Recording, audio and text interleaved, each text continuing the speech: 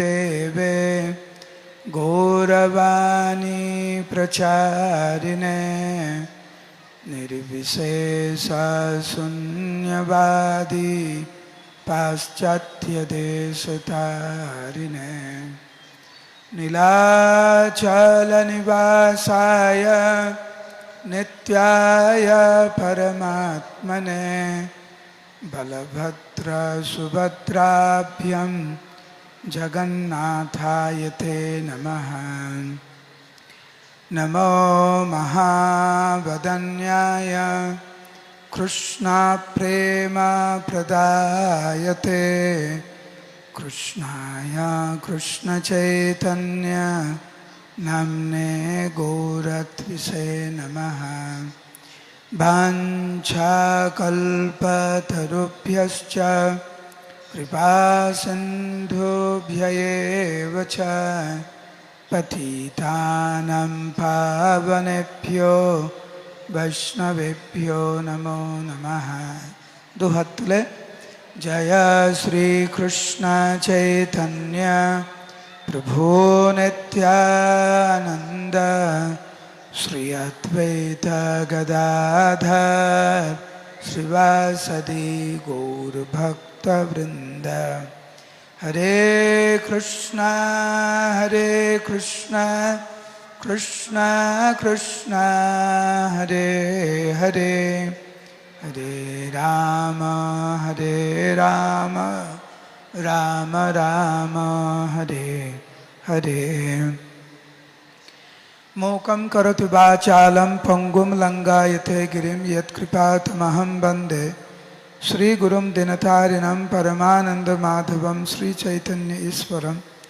नमः ओं विष्णुपदाय कृष्णपृष्ठाय भूतले श्रीमते जयपताका स्वामिनिति नामिने। नमः आचार्यपादाय निताय कृपाप्रदायिने गौरकथा धामदाय नगरग्रामतारिणे। उपस्थित समस्त गौर भक्तवृंदेर श्री चरण कमले आमार सश्रद्धा प्रणाम। आपनादेर कृपा भिक्षा चाइछे किछु बलार जन्य। आबार निजेके खूब सौभाग्यवान मने करछि जे गौरमंडल भूमिर अन्यतम स्थान এই স্থান नदिया জেলার মধ্যে বেথুয়াডহরি এখানে আসার পরম সৌভাগ্য হয়েছে। সেই জন্য খুব ভালো লাগছে আমার। অনেক ভক্তের সমাগম এখানে। উচ্চস্বরে বলুন হরে কৃষ্ণ। যেই পরিমাণে ভক্তবৃন্দ এখানে রয়েছেন সেইভাবে কিন্তু হরে কৃষ্ণ আসছে না। দুপুরে প্রসাদ পেয়েছেন? শরীর খারাপ? শরীর খারাপ? উপবাস করছেন? উচ্চস্বরে বলুন হরে কৃষ্ণ। আমি ক্লাসের মাঝে মাঝে হরে কৃষ্ণ বলবো। এখন যেই উৎসাহ নিয়ে আপনারা হরে কৃষ্ণ বললেন ওই উৎসাহ নিয়ে হরে কৃষ্ণ বলবেন। এই জন্যে মহাপ্রভু এসেছেন এখানে। আপনারা নদিয়াবাসী, মহাপ্রভুর আপনজন, সারা বিশ্ববাসীকে আপনারা দেখাবেন কিভাবে মহাপ্রভুকে ভালোবাসতে হয়। আর ভালোবাসা মানে মহাপ্রভু যে উপদেশ দিয়েছেন সেই উপদেশ বাস্তবে রূপদান করা হচ্ছে ভালোবাসার সর্বশ্রেষ্ঠ নিদর্শন, শুধু মুখে নয়। আপনারা নদিয়াবাসী, সারা বিশ্বের মানুষ নদিয়াবাসীকে চিনে। আমাদের আচার্যবৃন্দরা নদিয়াবাসীকে প্রত্যেক দিন প্রণাম করেছেন। আমরা নদিয়াবাসীদের প্রণাম করি কেন? কারণ আপনাদের জন্মস্থান, আপনাদের কর্মস্থান সেই জেলাতে, যেই জেলায় অখিল বিশ্ব ব্রহ্মাণ্ডের মালিক পরম পুরুষোত্তম ভগবান কৃষ্ণ মহাপ্রভু রূপে অবতীর্ণ হলেন। তো আপনাদের মতো ভাগ্যবান ভাগ্যবতী এই পৃথিবীতে আর কোথায় আছে? আপনারা আমাদেরকে শিখাবেন। আপনাদের কাছে গৌর কথা, জগন্নাথ কথা বলা মানে মায়ের কাছে মাসির গল্পর মতো হয়ে যায়। তা সত্ত্বেও প্রভুর আদেশ দিয়েছেন, সে আদেশ পালন করছি মাত্র। এটা শোনার পরে আশা করি এবারে উচ্চস্বরে হরে কৃষ্ণ বলবেন। আপনারা তো আমাদেরকে শিখাবেন কি করে হরে কৃষ্ণ বলতে হয়। উচ্চস্বরে হৃদয় দিয়ে সরল মনে বলুন হরে কৃষ্ণ। হ্যাঁ, এরকম এখন মনে হচ্ছে দুপুরে প্রসাদ পেয়েছেন, শরীর টরীর সব ঠিক আছে, খুব ভালো লাগছে। একটা জিনিস মন দিয়ে শুনবেন, যারা এখানে বসে আছেন, যাদের কপালে তিলক আছে আর যাদের কপালে তিলক নাই, যারা ভারতীয় বেশভূষা গ্রহণ করেছেন আজকে, আর যারা বিদেশি বেশভূষা গ্রহণ করেছেন, এখানে অনেকে আছে বিদেশি বেশভূষা গ্রহণ করেছেন,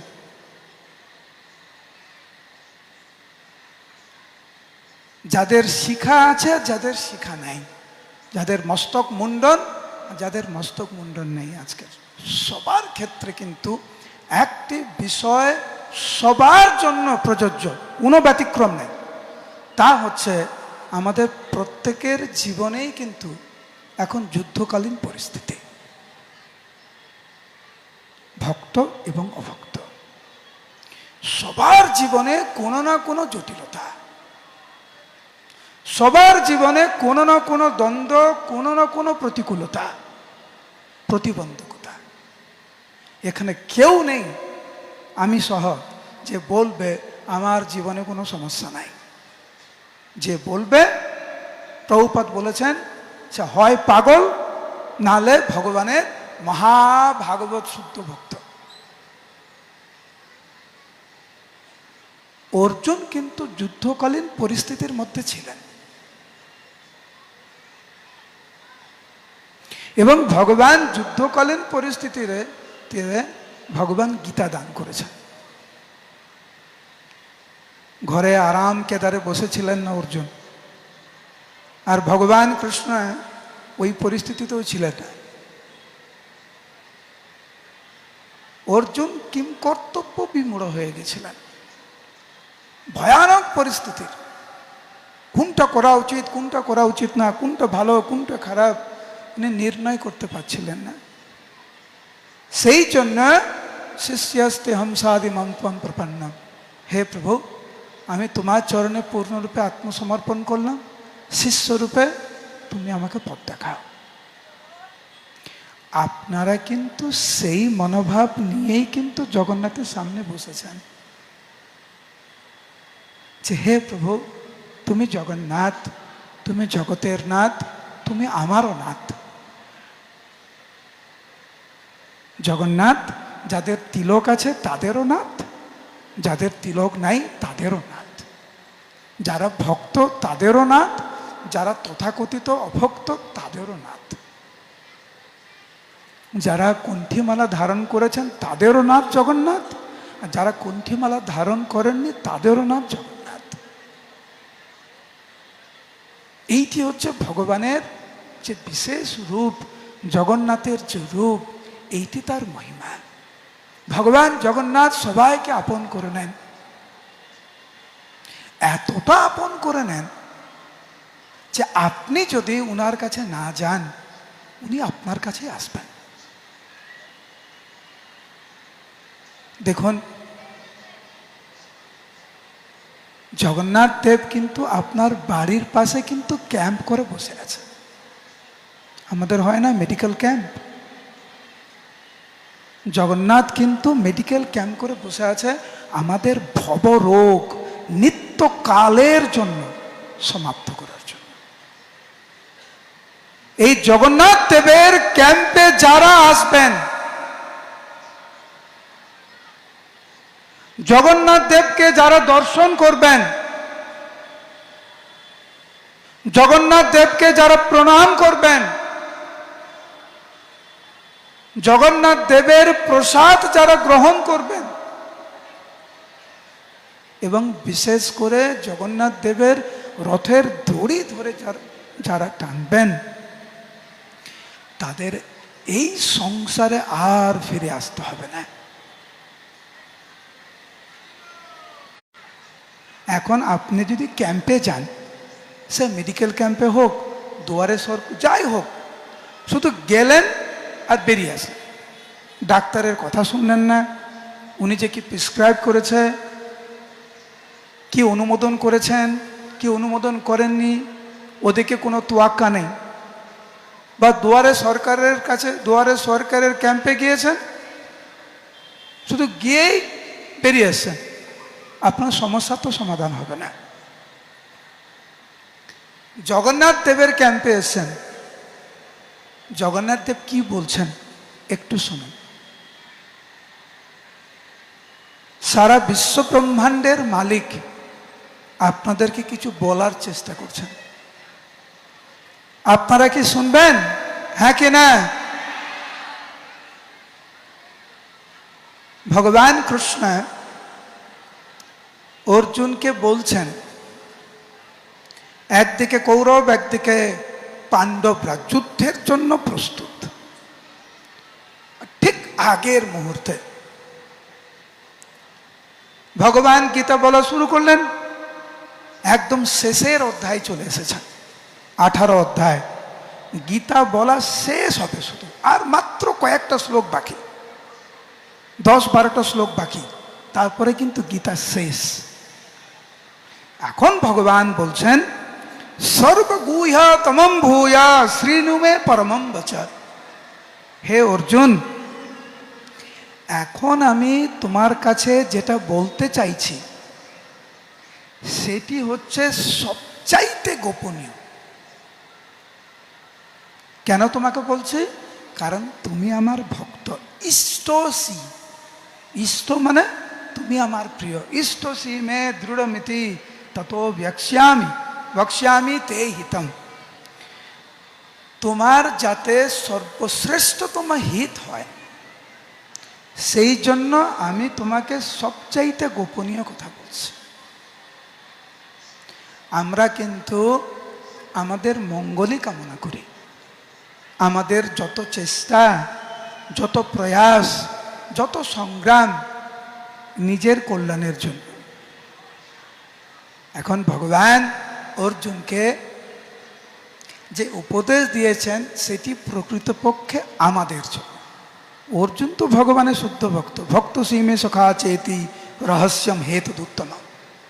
হে অর্জুন, তুমি হচ্ছে আমার পরম ভক্ত, পরম সখা, তিনি তো বিভ্রান্ত হতে পারেন না। কিন্তু আমাদের সামনে গীতার জ্ঞানকে তুলে ধরার জন্য অর্জুন এই বিভ্রান্তিকর লীলা উনি করলেন। এখন অর্জুন একাগ্র চিত্তে ভগবানের কথা শুনে আসছেন, কিন্তু যেই বলেছেন ভগবান সবচাইতে গোপনীয় কথা তোমাকে বলবো এখন আমি, মন দিয়ে শ্রবণ করো, তৎক্ষণাৎ অর্জুন একাগ্র চিত্তে পূর্ণ মনোযোগ সহকারে ভগবানের এই উপদেশ উনি শ্রবণ করেছেন। আমি এই শ্লোকটি বলছি, আমার পরে পরে সবাই বলবেন। যারা নামহট্টের ভক্ত অনেকে হয়তো এই শ্লোকটি জানেন, হয়তো এই শ্লোকটি যে এইভাবে এসেছেন সেটা। আর জল ঢালেন, আগুন জ্বলবে? হ্যাঁ কি না? জ্বলবে না। আমরা ভালো থাকতে চাইছি আর সব খারাপ কাজ করছি। সব খারাপ কাজ করে কি করে ভালো থাকবো?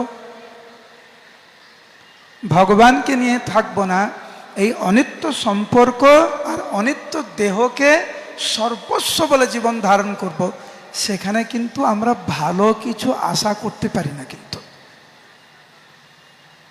কারা কারা নিজের ভালো চান বলুন হরি বল। কারা কারা খারাপ চান নিজের বলুন হরি বল। খারাপ চান? আরেকবার বলছি, কারা কারা নিজের ভালো চান বলুন হরি বল। কারা কারা নিজের খারাপ চান বলুন হরি বল। তবু 1-2 জন আছেন যারা নিজের অমঙ্গল চান, কিন্তু বেশিরভাগ মানুষ নিজের ভালো চান। নিজের ভালো মানে সৎ পথে থাকা, ভালো কর্ম নিয়ে থাকা, ভগবানকে নিয়ে থাকা, প্রতিহিংসা পরায়ণ নয়। লাভ পূজা প্রতিষ্ঠা নিয়ে যে থাকে সে কখনো ভালো হতে পারে না, ভালো থাকতে পারে না। বড় পদে থাকতে পারে কিন্তু মন সবসময় অশান্ত। তার জ্বলন্ত দৃষ্টান্ত হচ্ছে হিরণ্যকশিপু, ভাগবতে আছে। হিরণ্যকশিপু শশকরা পৃথিবীর সম্রাট, এমনকি দেবতাদেরকেও নিজের দাস বানিয়েছে, কিন্তু অশান্ত নয়। যারা ভালো থাকতে চান ভগবানের কথা শুনুন, নিজের মনের কথা শুনবেন, আর দিনের শেষে বলবেন তবু আমার না জীবনে অনেক কঠিন পরিস্থিতি, তো হবেই, হবে না? শরীরটাকে পুজো করবেন, টাকা পয়সাকে পুজো করবেন, ঘর বাড়িকে পুজো করবেন, অনিত্য বস্তুকে আসল বস্তু মেনে জীবনযাপন করবেন, আনন্দ পাবেন কোথায়? কেমন হতো আপনাদের জীবনে বলুন তো? আমাদের জীবনে কেমন হতো? আপনাদের কেউ কখনো বলেছে তুমি চিন্তা করো না আমি আছি? বলেছে কেউ? কেউ বলনি? বাবা বলনি? তাহলে না বলছো কেন? আমাদের জীবনে কিন্তু অনেকবার শুনেছি আমরা, চিন্তা করো না আমি তো আছি, বলে না? ভাই বলে, বোন বলে, বাবা বলে, মা বলে, স্বামী বলে, স্ত্রী বলে, আত্মীয় স্বজন বলে। কিন্তু যারা যারা আপনাকে এই কথা দিয়েছে তোমার পাশে থাকবো তুমি চিন্তা করো না, ওইটা শোনার পরে আপনার জীবনের সমস্ত সমস্যা কি সমাধান হয়ে গেছে? হ্যাঁ কি না? যাদের নিজের নিশ্চয়তা নেই তারা আপনাকে নিশ্চয়তা কি করে দেবে? যারা নিজেই মৃত্যু লোকে বসবাস করে তারা আপনাকে অমর কি করে করবে? যেমন হিরণ্যকশিপু ব্রহ্মাকে বললেন আমি অমর হতে চাই, ব্রহ্মা বললেন আমি নিজেই অমর না, তোমাকে কি করে অমর বর দেব? যে নিজেই ভালো না, নিজেই ভালো নেই, যার নিজের মন খারাপ, সে আপনাকে জ্ঞান দিচ্ছে কি করে ভালো থাকতে হয়। হয়?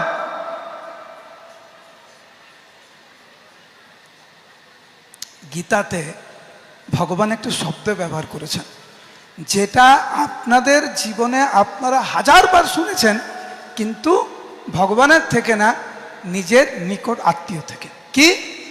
চিন্তা করো না। ভগবানও বলছেন সর্বধর্মান পরিত্যজ্য মামেকম শরণম ব্রজ অহং ত্বম সর্বপাপেভ্যো মোক্ষয়িষ্যামি। চিন্তা করো না আমি আছি। এই শ্লোকের আগের শ্লোকটা কি? তার আগেই ভগবান উপদেশ দিয়েছেন কিন্তু মন্মনা ভবমৎ ভক্ত, আমার ভক্ত হও, আমাকে প্রণাম করো, আমাকে স্মরণ করো, তারপর উনি বলছেন এইটা করো আর কোনো চিন্তা করো না। এখন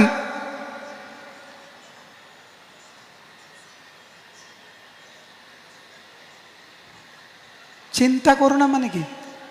মানে কিছু তো চিন্তা করার বিষয় ছিল।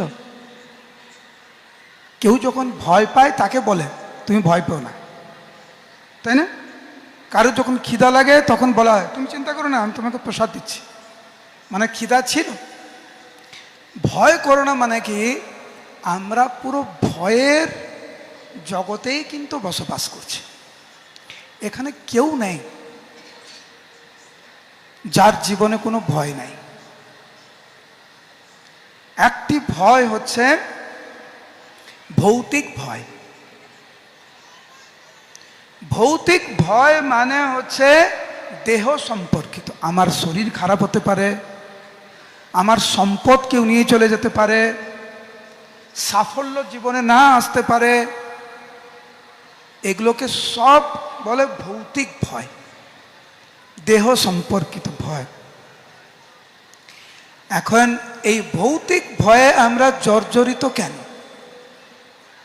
কারণ আমরা ভাবি আমাদের শরীরটাই হচ্ছে আমাদের আসল স্বরূপ।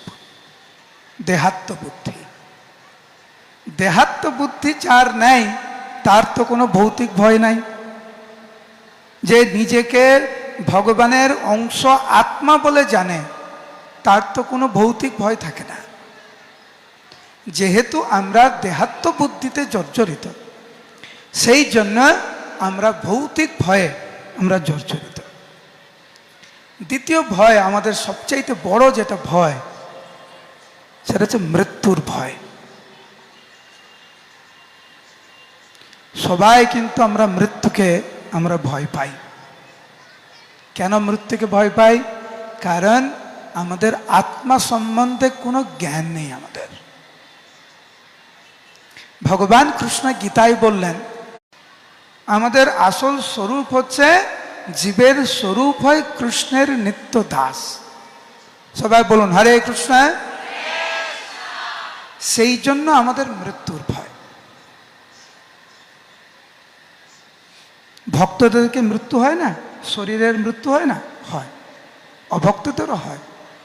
তাহলে আপনারা বলতে পারেন তাহলে পার্থক্য কি? পার্থক্যটা হচ্ছে বিড়াল আর ইঁদুর। বিড়াল যখন কোনো ইঁদুরকে ধরে, ইঁদুর কিন্তু জানে সব শেষ। বিড়ালের মুখে যখন কোনো ইঁদুর, ইঁদুর কিন্তু জানে আমার আর কোনো সম্ভাবনা নেই বেঁচে থাকার। বিড়ালের সেই মুখে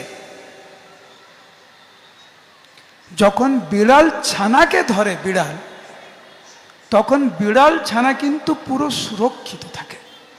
একই মুখ, কিন্তু একই মুখ। ইঁদুর ভাবছে আমার মৃত্যু স্বরূপ, আর বিড়াল ছানা ভাবছে সবচাইতে নিরাপদ স্থান। তো ভক্তরা যখন মৃত্যুবরণ করেন তারা জানেন এ আমার প্রভু। ভগবান বলছেন মৃত্যু সর্বহরশ্চাহম, আমি মৃত্যু রূপে সবার কাছে হাজির হই। তো ভক্তরা জানে মৃত্যুর পরে তারা ভগবানের ধামে যাবেন। আর যারা ভগবানের ভক্ত না তারা জানে না কোথায় যাবে। এইটি কিন্তু পার্থক্য। এখন আরো কিছু ভয় আছে আমাদের, যেমন আশ্রয়ের ভয়। কে আমাকে আশ্রয় দেবে? কে আমাকে নিরাপত্তা দেবে? কত লোকের কাছে আমরা প্রতারিত হয়েছি। সবাই বলে তোমার ভালোর জন্যই করছি, দিনের শেষে দেখা গেল ওখানে ভালো মন্দ আমার ব্যাপারে কিচ্ছু নেই, সব ওর জন্যই সব কিছু করে গেছে। এটাতে আমরা খুব ভয় পাই। কার আশ্রয়ে থাকবো, কার নিরাপত্তায় আমরা থাকবো? পরিবারকে এত কিছু দিলাম, পরিবারের জন্য সব কিছু উৎসর্গ করে দিলাম, দিনের শেষে তারা আমার পাশে থাকবে তো? কয়েকদিন আগে একটা দুর্ভাগ্যজনক ঘটনা ঘটে গেল। এয়ার ইন্ডিয়ার একটি প্লেন অ্যাক্সিডেন্টের ফলে কত মানুষ মারা গেল, কত আত্মীয় স্বজনের হাহাকার ক্রন্দন।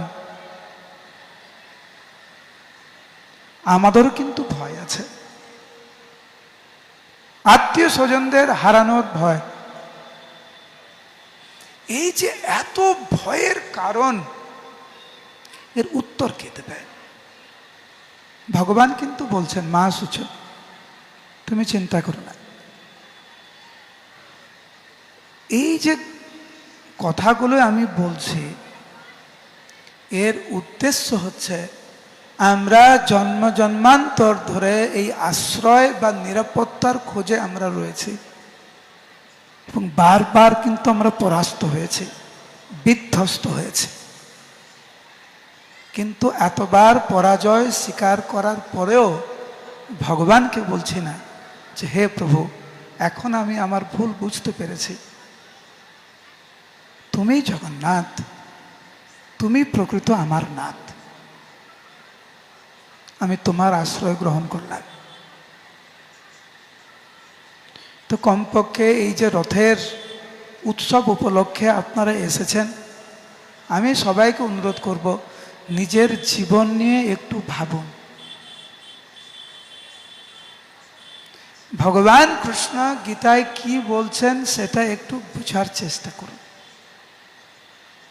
ভগবান কিন্তু বলবেন শুধু, আপনি করবেন কি করবেন না সেটা কিন্তু আপনার উপর নির্ভর করছে।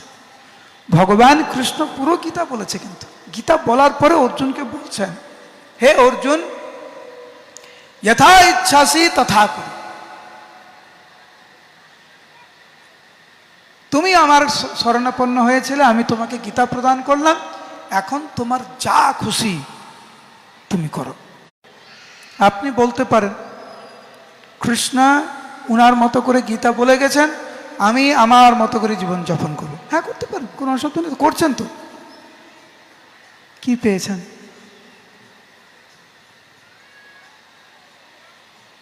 সেই জন্য কমপক্ষে মানব জীবন যেহেতু আমরা পেয়েছি, আমাদের উচিত ভগবানের শরণাপন্ন হওয়া। বলুন হরে কৃষ্ণ। আরেকবার হরে কৃষ্ণ। বলো জগন্নাথ স্বামী কি। ভগবানের অনন্ত রূপ, আর জগন্নাথ দেব সবচাইতে কৃপালু, যিনি আমাদেরকে উদ্ধার করার জন্য আমাদের বাড়ির পাশে এসে বসে গেছে। হে বেথুয়া ডহরিবাসী, আসো আসো, আমার কাছে আসো, তোমাদের জন্যই তো আমি এখানে এসেছি। দেখবেন যখন আমাদের শরীর খারাপ করে আমরা ডাক্তারের কাছে যাই বা হসপিটালে যাই, কিন্তু মাঝে মাঝে শরীর অনেক খারাপ হলে মাঝে মাঝে ডাক্তার আমাদের বাড়িতে আসে। আমাদের অবস্থা ওই রকম যে ডাক্তার আমাদের বাড়িতে আসতে হচ্ছে, কারণ আমরা এই ভব সমুদ্রে, দুঃখের সমুদ্রে আমরা হাবুডুবু খাচ্ছি। আর ভগবান জগন্নাথ দেব আমাদের বাড়ির পাশে উনি আধ্যাত্মিক হসপিটাল উনি খুলেছেন। এই হসপিটালে কেউ যদি প্রবেশ করে এবং জগন্নাথ দেবের উপদেশ লীলা কথা শ্রবণ করেন, জগন্নাথকে প্রণাম করেন, জগন্নাথ দেবের প্রসাদ গ্রহণ করেন, তাহলে তার মানব জীবন সফল হবে। তো একটি লীলা বলবো, তারপরে আমরা কিছুক্ষণ কীর্তন করব, তারপরে আপনাদের অন্যান্য যে কোন একটা বাচ্চা কথা বলছে,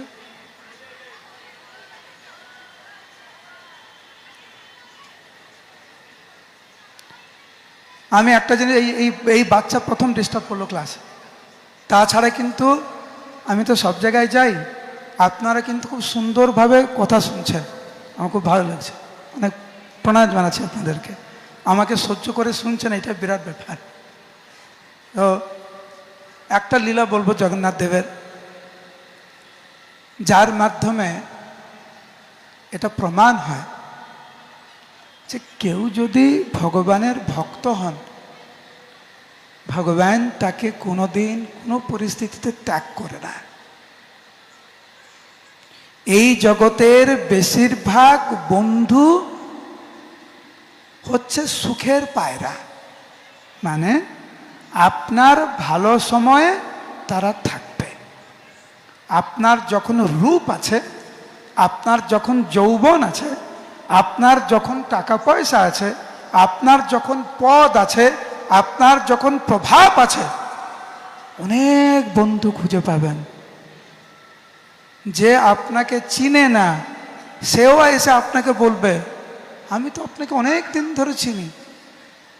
একবার আমার পরমারাধ্য গুরুদেব, সেই সময় জয়প্রতাপ স্বামী গুরু মহারাজ বলছিলেন, একজন ব্যক্তি এসে উনাকে বলছে, গুরু মহারাজকে বলছে, আপনি জানেন আমি জয়প্রতাপ মহারাজকেও চিনি।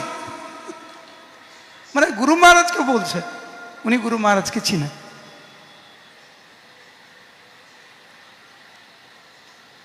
কিন্তু প্রকৃত বন্ধু সেই, যখন আপনার কিচ্ছু থাকবে না সে আপনার পাশে থাকবে, কারণ সে আপনাকে ভালোবাসে। আপনার রূপের জন্য, আপনার পদের জন্য, আপনার প্রভাবের জন্য, আপনার অর্থের জন্য সে আপনাকে ভালোবাসে না। আপনি যেরকম সেরকমই সে ভালোবাসে। ঠিক যেরকম ব্রজবাসীরা কৃষ্ণকে ভালোবেসেছিলেন। ভগবানকে ব্রজবাসীরা উনি ভগবান বলে ভালোবাসেননি, ব্রজবাসীরা ভালোবাসেননি, উনি কৃষ্ণ তাই ভালোবাসেন। এসেছে।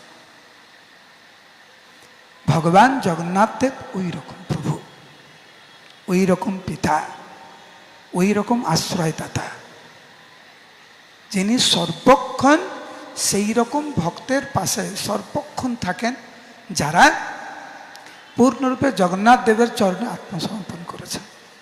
আমরা অনেকে আছি দুই নৌকায় পা দিতে চাই, প্রসাদও খাবো আবার আমিষও খাবো, চরণামৃত পান করব আবার সুরাও পান করব, ভগবানের যে চরণে ফুল সেটার ঘ্রাণও নেব আবার নেশাও করব, মন্দিরে যাব অসৎ জায়গাতেও যাব, দুই নৌকায় পা দেওয়া। আপনি বলুন, যারা দুই নৌকায় পা দেয় তারা কতটা সুরক্ষিত? আপনি বলুন না, কখন নদী পের হয়েছেন? দু নৌকায় পা দিয়ে পূরণের চেষ্টা করুন, তখন কি হয়? আমরা যে ভক্তের কথা বলছি তারা হচ্ছে মনমনা ভবমত ভক্ত। আমরা মাঝে মাঝে কি করি, ধরুন মন্দিরে এসেছেন, প্রণাম করেছেন, এক দুমালা জপ করেছেন, ইনজেকশন দরকার হয় আমাদের সুস্থ থাকার জন্য, বসবাস করতেন। কিন্তু ভক্ত খুব গরিব, বাহ্যিকভাবে গরিব, আধ্যাত্মিকভাবে অনেক ধনী। বাহ্যিকভাবে ভালো ঘর নেই, ভালো জামা কাপড় নেই, কিন্তু অন্তরে জগন্নাথকে নিয়ে আনন্দে দিন কাটাচ্ছে। আমাদের এই জগতে লোক দেখানো বেশি, দেখবেন ভিতরে জ্বলে পুড়ে ছারখার, আর বাইরে ভালো জামা কাপড় পরে ভালো মোবাইল নিয়ে ঘুরে বেড়াচ্ছে, আর ভিতরটা একদম ছারখার হয়ে গেছে। অর্জুন মিশ্র ছিল ঠিক বিপরীত, বাহ্যিকভাবে অনেক দরিদ্র, ভিক্ষা করে খেতেন,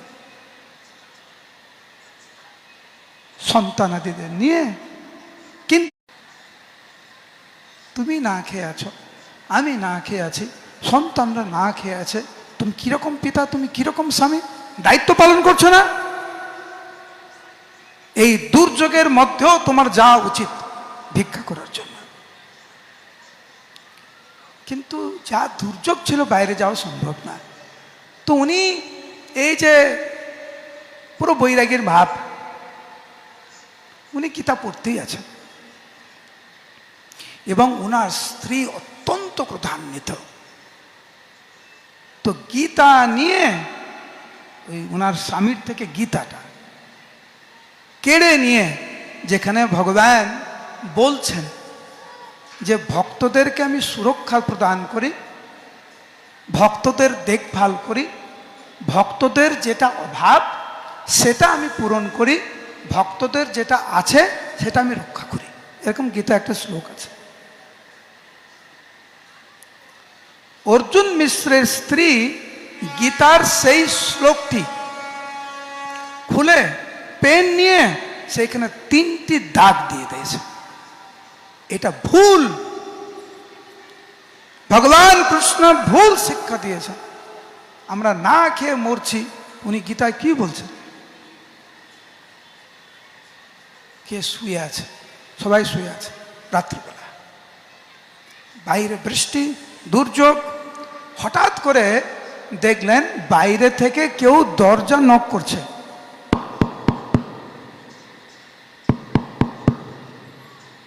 মাতাজি দরজা খুলেছেন, দেখছেন 2 জন বালক, অপূর্ব দেখতে, একজন কৃষ্ণের গায়ের রং, আরেকজনের গায়ের রং পুরো সাদা, দুধের মতো সাদা, এবং উনাদের মাথায় 2টি ঝুড়ি, বিভিন্ন প্রকার শস্য, শাক সবজিতে পরিপূর্ণ। 2 জন বালক বললেন যে অর্জুন মিশ্রের একজন বন্ধু এটা পাঠিয়েছেন আপনাদের জন্য,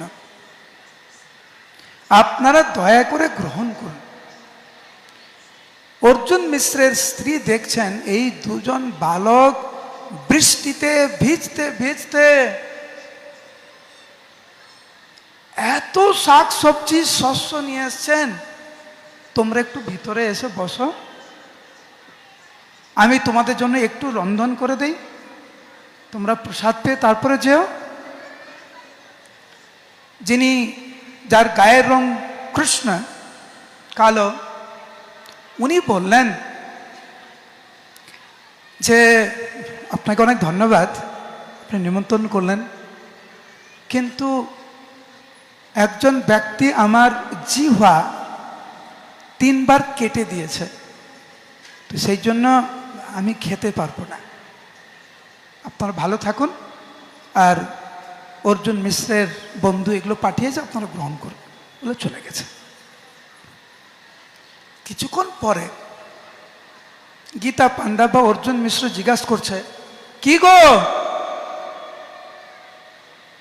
কোথায় তুমি? তো দরজা বন্ধ করে ওনার স্ত্রী 2 ঝুড়ি শস্য, ফল, শাকসবজি নিয়ে এসছেন। দেখে অবাক হয়ে গেছেন অর্জুন মিশ্র। বলে, কোথায় পেলে তুমি? না, 2 জন অপূর্ব বালক, তারা এই দুর্যোগের মধ্যে মাথায় বয়ে নিয়ে এসেছে, বলল তোমার বন্ধু পাঠিয়েছে। অর্জুন মিশ্র বললেন যে তুমি ওদেরকে বললে না একটু থেকে যেতে, এই দুর্যোগের মধ্যে আমার বন্ধু পাঠিয়েছে, তাদেরকে তো প্রসাদ দিতে পারতে। মাতাজি বললেন, আমি তো বলেছিলাম তাদেরকে। তো যার গায়ের রং কালো সে বলল তার জিহ্বা নাকি কেউ কেটে দিয়েছে 3 বার, সেই জন্য তার পক্ষে খাওয়া সম্ভব না। দৌড়ে গেলেন, অর্জুন মিশ্র গীতা খুলতে দেখে যে 3টা দাগ সেই শ্লোকের। কান্নায় ভেঙে পড়লেন অর্জুন মিশ্র, যে হে প্রভু, তুমি এত করুণাময়। ভগবান যে কত করুণাময়, ভগবান জগন্নাথ দেব যে কত করুণাময়, তার জ্বলন্ত দৃষ্টান্ত। এসে স্ত্রীকে বললেন, তুমি ভগবানকে এইভাবে আঘাত দিলে, এইভাবে কষ্ট দিলে, তুমি যাকে কষ্ট দিলে সেই এই দুর্যোগের মধ্যে আমাদের জন্য মাথায় বই নিয়ে এসেছেন অখিল বিশ্ব ব্রহ্মাণ্ডের মালিক পরম পুরুষোত্তম ভগবান জগন্নাথ দেব।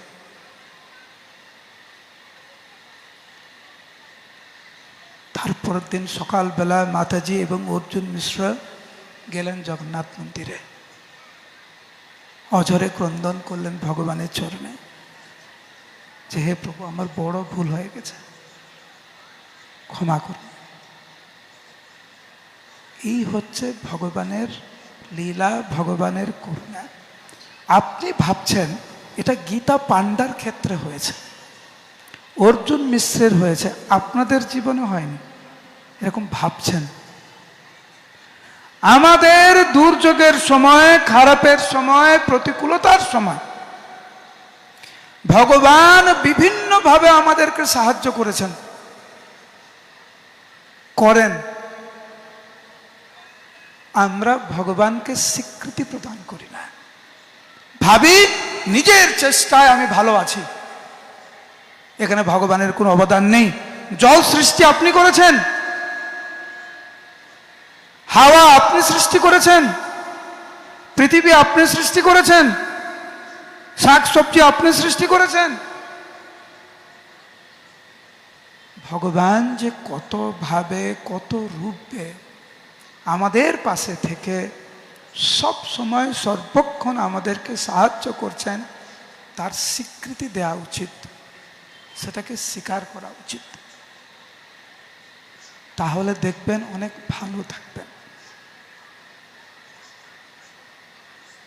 আমি তো বেশিরভাগ সময় গাড়িতেই ভ্রমণ করি।